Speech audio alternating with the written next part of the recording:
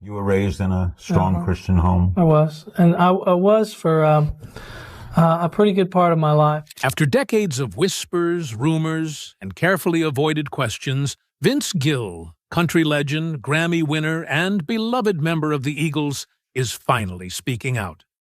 At 68, he's opening up about the truth fans have long suspected, and it changes everything you thought you knew about his journey. Join us as we explore the revelation that's been years in the making. Born to play. From the very beginning, it was clear that Vince Gill wasn't just another kid playing around with a guitar. Music wasn't a hobby or a phase for him. It was something deeper, something that seemed to be part of who he was. Born in Norman, Oklahoma, on April 12, 1957, Vince grew up in a home where music was part of daily life. His father, an appellate court judge, was also a part-time musician who played in local country and bluegrass bands. That influence rubbed off early, and by the time Vince was a small boy, he had already started showing signs of being musically gifted. One of the first major moments in his journey came when he picked up a small 4-string tenor guitar. This wasn't just a toy for him. It became the center of his world. Many kids play with instruments for fun, but Vince didn't treat it like a game. He spent real time with it, learning how to make music, understanding how each string worked, and growing more confident each day. He didn't need to be pushed. He wanted to play.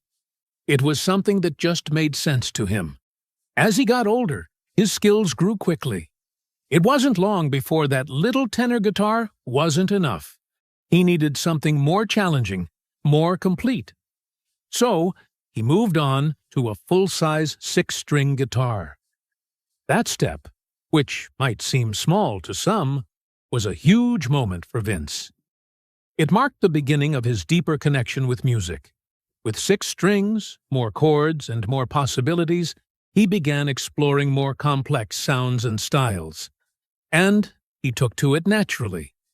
His hands and ears worked together in a way that was rare, especially for someone his age. By the time he was just 10 years old, his parents saw something special in him. They didn't just think he was talented, they knew it. They believed in him so much that they bought him a Gibson 335, a high-quality electric guitar that serious musicians use. That kind of investment is not something most parents make for a child unless they are truly sure. But they were. They understood that this wasn't just a hobby. It was the beginning of something much bigger. The Gibson ES 335 wasn't just any guitar. It was the kind of instrument you give to someone who's going places. And Vince didn't waste any time. He started playing more seriously, joining school bands, local groups, and church performances. He was young, but his playing already stood out. People noticed. He had a smooth style, a strong ear for melodies, and a deep respect for the music itself. Even then, he wasn't trying to show off. He didn't play to be the center of attention. He just played because it felt right. What made Vince different wasn't just his talent. It was the way he carried himself. He wasn't loud about it. He didn't brag. He didn't chase awards or try to be famous. He simply loved music, and it showed in everything he did. That quiet passion set him apart from other young musicians. He didn't need to be the loudest voice in the room. His guitar did the talking. Looking back, it's easy to see that Vince Gill was born to be a musician. Every step in his childhood pointed in that direction. From that first tenor guitar to the moment he picked up his ES 335, the path was clear. He wasn't just learning to play. He was stepping into a lifelong journey. He wasn't trying to become someone. He was just being himself. And that's where the real story begins, because what happened next changed everything. Rumors, denials, and confirmation. For years, there were quiet rumors floating around about Vince Gill and the Eagles. They weren't loud or obvious, just whispers passed along by fans, music insiders, and people who paid attention to the industry.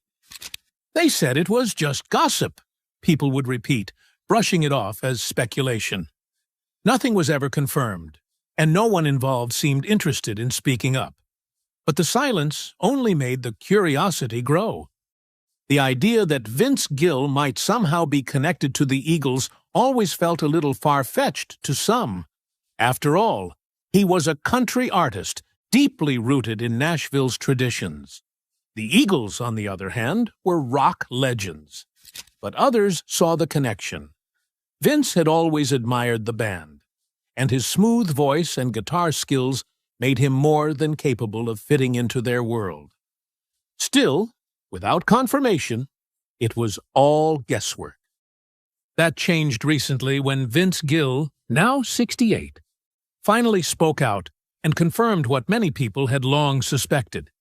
He opened up about his connection to the Eagles, about how it all happened, and why he had kept quiet for so long. It wasn't some flashy announcement. It was honest, thoughtful, and true to the kind of person Vince has always been.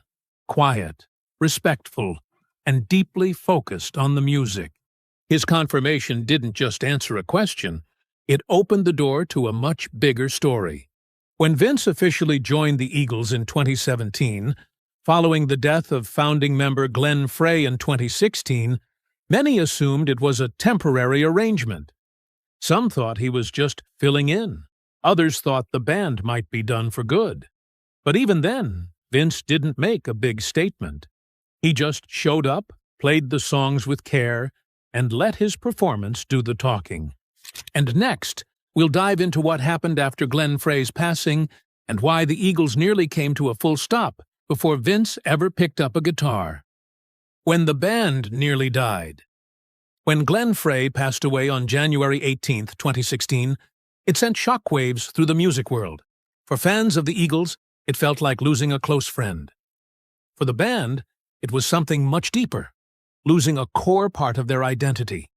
Frey wasn't just a band member, he was a founder, a lead singer, a songwriter, and one of the driving forces behind their entire sound. His death left behind a hole that many believed could never be filled. Don Henley, Glenn's longtime bandmate and co-founder of the Eagles, spoke openly about the pain of losing him. In interviews, he didn't try to hide how hard it hit him. He said, "I don't see how we could go out and play without the guy who started the band." That one sentence captured the weight of the moment. Henley wasn't just mourning a friend, he was mourning the band itself. For a while, it truly seemed like the Eagles were finished. The group had already been through ups and downs over the years. Breakups, reunions, and changes in the lineup weren't new to them. But this time was different. Glenn had been there from the start. His voice helped define songs like Take It Easy, Lion Eyes, and New Kid in Town. His songwriting shaped the band's biggest albums. More than that, he was the heart of the group's stage presence and spirit. Without him, it didn't feel right. There were no quick announcements, no rush to replace him. The remaining members didn't even try to put on a front. They took time to grieve. And for a long time, no one knew if the Eagles would ever perform again. Fans around the world mourned too. Social media was flooded with memories, tribute videos, and messages of love. Radio stations played Eagles songs on repeat. Musicians from all genres paid their respects. And inside the industry, the pause was real. It wasn't just the loss of a person, it was the possible end of a legendary band. The kind of band that shaped decades of American music. But behind the scenes, something unexpected was starting to take shape. Quiet conversations were happening, conversations that no one on the outside knew about. People close to the band, including their longtime manager Irving Azoff, began to think about what could come next. No one was trying to replace Glenn Frey. That was impossible. But maybe, just maybe, there was a way to keep the music going while honoring his legacy. No one rushed it. It wasn't about making money or forcing a comeback. It was about the music, about the songs that meant so much to so many people. And that's where the idea, of bringing in someone new, someone with the right voice, the right heart, and the right respect for the band began to quietly take shape. That someone, as it turned out, was Vince Gill. And next, we'll look at how that phone call came to be and why Vince never saw it coming. The call that changed everything. After Glenn Frey passed away in 2016, the future of the Eagles was uncertain. Most people believed the band wouldn't continue without one of its founding members. Behind the scenes, however, quiet conversations had already started.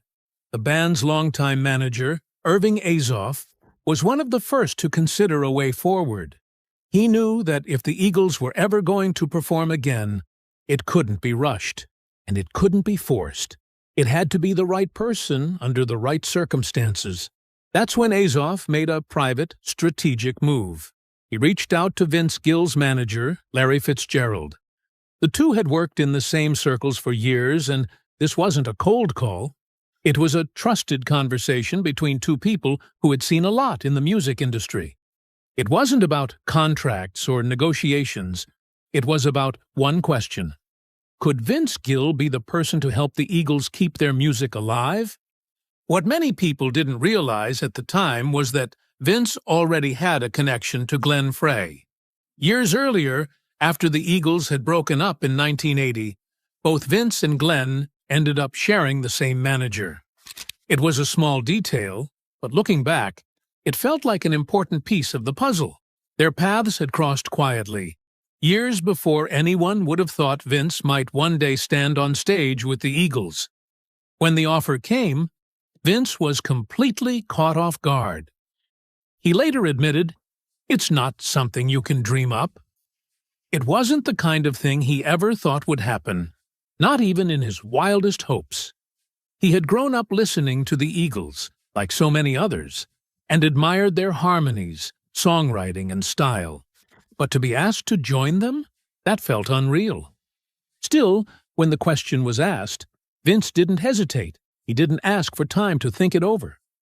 He didn't ask about tour dates or set lists. His answer was simple and honest. "When do we leave?" That immediate response said everything. He wasn't thinking about what it could do for his career.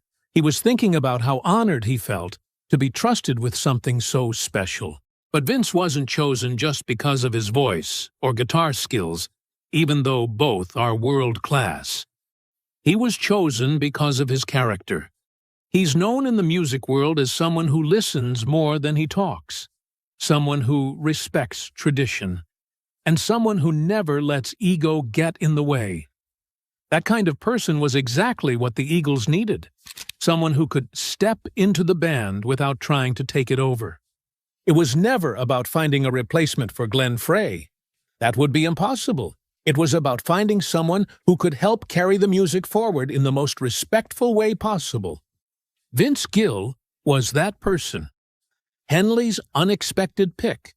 When Vince Gill joined the Eagles, one of the most important relationships he had to build, or rather, strengthen, was with Don Henley. As one of the founding members of the band, Henley had a huge influence over what happened next after Glenn Frey's passing. Many people wondered how the decision was made to bring Vince on board. But for those who knew Henley and Vince, the answer wasn't surprising. Their relationship had already been built on mutual respect, long before Vince ever played a note with the Eagles. Back in 2015, Henley released his solo album, Cass County, and Vince was one of the featured artists on it. They worked together on several songs, blending their voices and styles in a way that just felt natural. That experience gave them the chance to get to know each other in the studio, outside the pressures of touring or headline performances. More importantly, it gave Henley the chance to see how Vince carried himself, calm, professional, and always focused on the music. So when it came time to find someone who could help the Eagles move forward, Henley didn't have to look far. He already knew Vince was the kind of person who wouldn't walk in with ego or try to take over. He knew Vince would come in with humility and care, both for the music and for the group's legacy. When critics and fans questioned why the Eagles would bring in a country guy, Henley answered clearly, "Because he knows how to be in a band." That simple sentence spoke volumes. It wasn't about fame or genre or name recognition. It was about an attitude, teamwork, and respect for the group dynamic. Vince wasn't looking to be the next Glenn Frey. He was looking to support the music and do it the right way. Vince himself confirmed that mindset. In interviews, he said, "I don't have to have the spotlight. That's not something you hear often from someone with his level of success, but it's one of the things that made him the perfect fit. He wasn't trying to stand in front. He was trying to stand with." Their partnership helped bring stability to a band that had just been through one of its most emotional losses. And as fans would soon see, that connection made all the difference on stage. The night it changed. In July 2017, the Eagles walked onto the stage at Dodger Stadium in Los Angeles for their first performance since the death of Glenn Frey. It wasn't just another tour stop or music event. It was a defining moment for the band, the fans, and the legacy they all shared. For Vince Gill and Deacon Frey, Glenn's son, it marked their very first time performing with the group. The night was emotional, historic, and deeply meaningful. The show was part of the Classic West Festival, a major two-day event that brought together legendary bands like Fleetwood Mac, Steely Dan, and the Doobie Brothers. But the most anticipated moment of the weekend was the Eagles' return. People weren't sure what to expect. Some were excited. Others were still grieving. The big question in the air was, could the band still be the Eagles without Glenn Frey? From the very beginning of the set, it was clear this wasn't going to be a typical concert. It felt more like a tribute, a moment of reflection and respect. The decision to bring on Deacon Frey was a powerful one. At just 24 years old, he stepped into the role his father had filled for decades. He looked like Glenn. His voice carried some of the same warmth and tone. More importantly, he carried himself with quiet strength.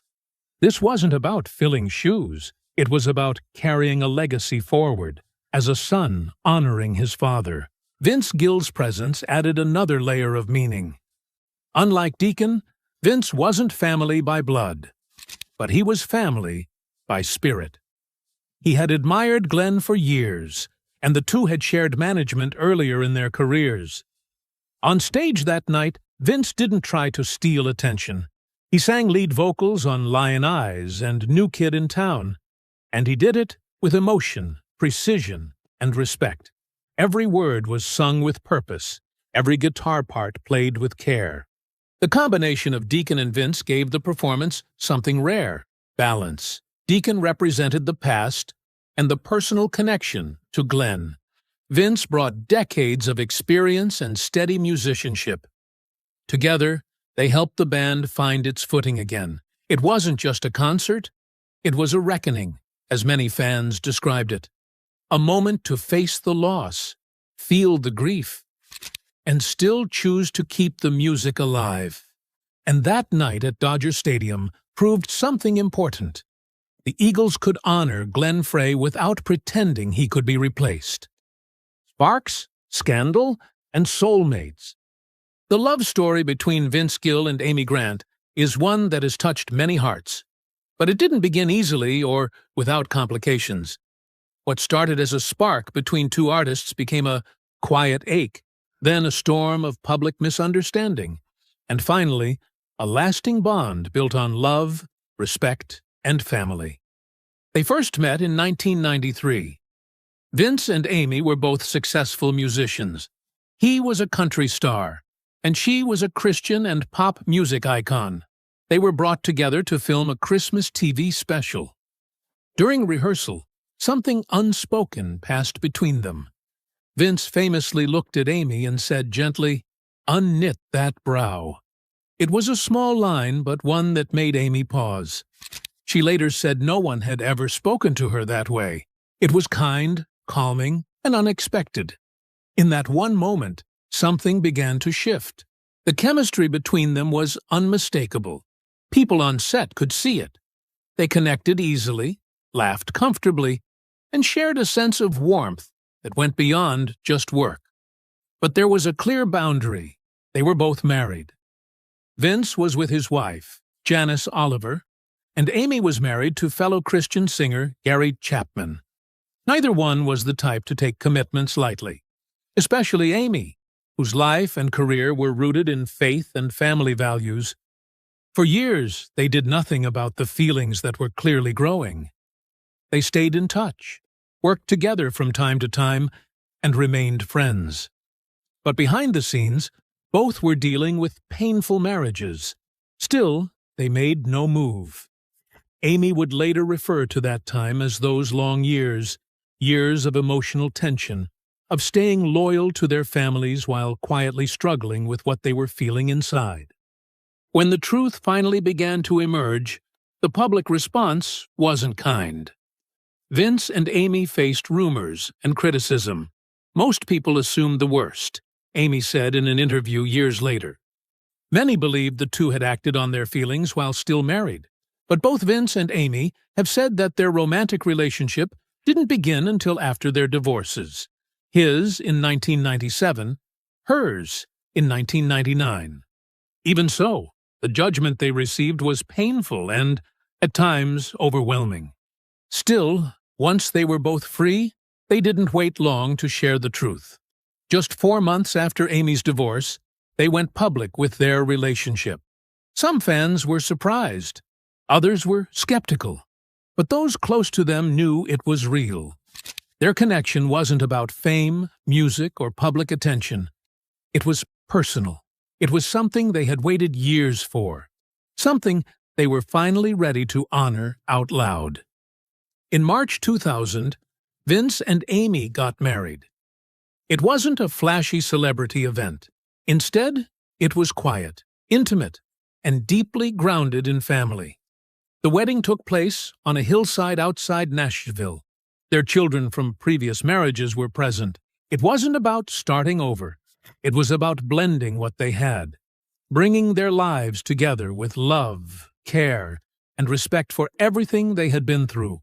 Over time, public opinion softened. People began to see the deeper truth of their story. They weren't perfect, but they were honest. They had waited, endured pain, and taken the time to build something real. Their love wasn't rushed or reckless. It was slow, deliberate, and rooted in shared values. Today, they are one of music's most beloved couples, not just because of their talent, but because of how they've navigated life with humility and heart. Their story reminds people that love can be complicated, but it can also be worth the wait. When everything fell apart.